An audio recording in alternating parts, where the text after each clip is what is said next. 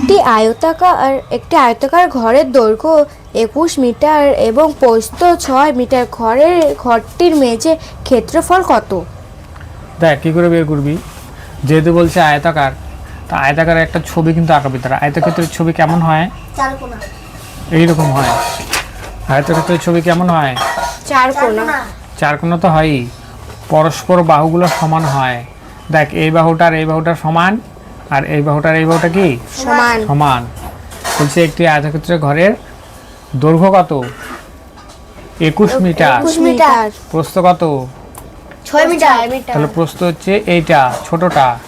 বড়টাকে কি বলে? দৈর্ঘ্য। দৈর্ঘ্য। ছোটটাকে বলে প্রস্থ। তাহলে এখন আমরা কি করব? ক্ষেত্র করে ক্ষেত্রফল। ক্ষেত্রফল।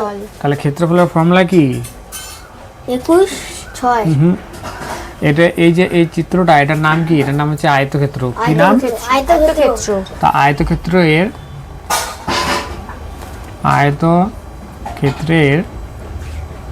ক্ষেত্রফল, ক্ষেত্রফল। এটার একটা ফর্মুলা আছে। হ্যাঁ, ফর্মুলাটা মনে রাখবি। দৈর্ঘ্য গুণ প্রস্থ। মুখস্থ কর এটা। দৈর্ঘ্য গুণ প্রস্থ। দৈর্ঘ্য গুণ প্রস্থ। মনে থাকবে? প্রস্থ। হ্যাঁ। তাহলে আমরা ক্ষেত্রফল কি লিখবো? দৈর্ঘ্য গুণ প্রস্থ। তাহলে দৈর্ঘ্য গুণ প্রস্থ। প্রস্থ। তাহলে দৈর্ঘ্য জায়গায় কত লিখবো? 21। প্রস্থ জায়গায় কত লিখবো? 6। 6। এবার গুণ করে দে। 6 একে 6 6 দুগুণে 12। তাহলে 126। 126। আর যখনই ক্ষেত্রফল করবি না, বর্গ লিখতে হবে প্রথমে। কি লিখতে হবে? বর্গ। আর যদি মিটার থাকে তাহলে লিখবি মিটার। হয়ে গেল অঙ্ক। বর্গ মিটার। ঠিক আছে, এটাই উত্তর। এবার তোরা কোথায় বুঝিস নাই? কোন জায়গা বুঝিস নাই বল? সব জায়গায় বুঝছি। আমি ওই জায়গাটা বুঝি নাই। কোন জায়গাটা? 126 এর। এই যে 21 কে 6 দিয়ে গুণ করে নিবি। যদি গুণ করতে না পারিস, 6 দিয়ে গুণ করে নিবি। এই যে 21 কে 6 দিয়ে গুণ করলাম। 6 একে 6, 6 দুগুণে 12। 12। ঠিক আছে, 126। ঠিক আছে, তুই কে নে, খাতা লিখে নে। পরের অঙ্কটা দেখ। পরের অঙ্কটা পড়। সায়ন পড়। একটি বর্গক্ষেত্রের তাকার জমির বাহুর দৈর্ঘ্য 15 মিটার হলে এত জমিটার ক্ষেত্রফল কত? অনুপাত। একটি বর্গক্ষেত্রাকার জমির বাহু দৈর্ঘ্য 15 মিটার হলে এই জমিটির ক্ষেত্রফল কত? এটা হচ্ছে বর্গক্ষেত্র। দেখ বর্গক্ষেত্র কি 4টা বাহুই সমান হয়। তাহলে একটা বাহু বলা আছে কত? 15। তাহলে সবগুলাই 15। আর এটা ক্ষেত্রফল বের করতে বলছে। কিসের ক্ষেত্রফল বের করতে বলছে? কি করতে বলছে? বড়ের দিকে দেখ। ক্ষেত্রফল। কিসের ক্ষেত্রফল? দৈর্ঘ্য। আগে লিখিস না, এখন দেখ আগে বলে বুঝে নে, পরে এগুলো করে নে আগে। কিসের ক্ষেত্রফল বের করবো আমরা? দৈর্ঘ্য। কি দৈর্ঘ্য? কিসের? বর্গক্ষেত্র। বর্গক্ষেত্রের ক্ষেত্রফল বার করব। ক্ষেত্রফল। বর্গক্ষেত্রের ক্ষেত্রফল বের করব। কি বের করব? বর্গক্ষেত্রের ক্ষেত্রফল বের করব। এটার ফর্মুলা কি? ফর্মুলা কি? 15 বাহু তার স্কয়ার। বাহুর স্কয়ার না, স্কয়ার। বাহুর স্কয়ার। বাহু কত দেওয়া আছে? 15। তাহলে বাহুর জায়গায় কত লিখবো? 15। তো 15 লিখে স্কয়ার। ঠিক আছে, এবার এখানে দেখ স্কয়ার আছে, তার মানে কয়টা 15?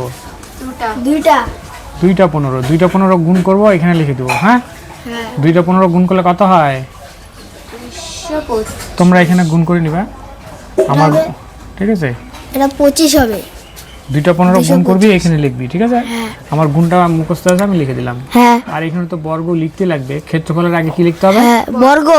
তারপরে লিখতে লাগবে ক্ষেত্র। মিটার। বর্গ মিটার। যদি এখানে সেমি থাকতো তাহলে লিখতাম সেমি। তাহলে এটাই হয়ে গেল উত্তর। এবার তোমরা বলো, ভালো করে অঙ্কটা দেখ। বল কোথায় কোথায় তোরা বুঝিস নাই, বল কোথায় কোথায় বুঝতে পারিস নাই। দেখো আবার বলে দিচ্ছি। সায়ন কোন জায়গায়? আমিও বাহুর জায়গায়।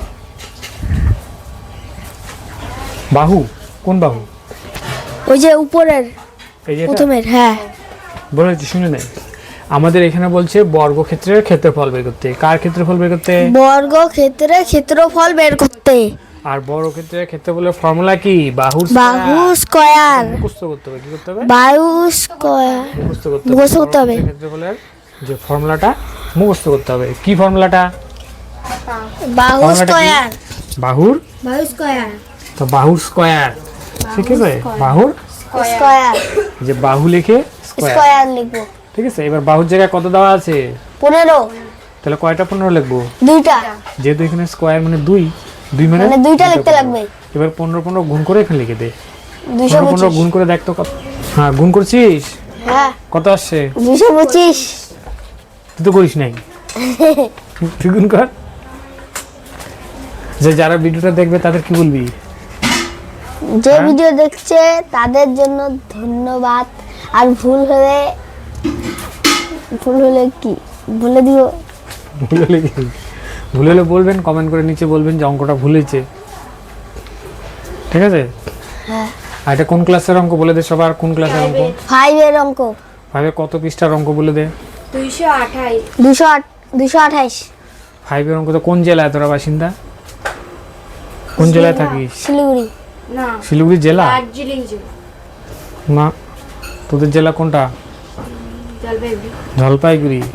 জলপাই তোরা জলপাইগুড়ি জেলার বাসিন্দা। কোন জেলার লোক তোরা? জলপাইগুড়ি। জলপাইগুড়ি। আর কোন বই থেকে অঙ্ক করতেছিস? অঙ্ক বই, গণিত। গণিত। কোন ক্লাস? 5। ঠিক আছে, তাহলে বুঝে যাবে সবাই। হ্যাঁ। পৃষ্ঠা নম্বর বলে দে আরেকবার। 128। 128 কত নম্বর অঙ্ক? এক নাম। 1 নাম্বার 2 নাম্বার। না, ঠিক আছে, 1 আর 2। হ্যাঁ। ঠিক আছে, পরের অঙ্ক যাচ্ছি।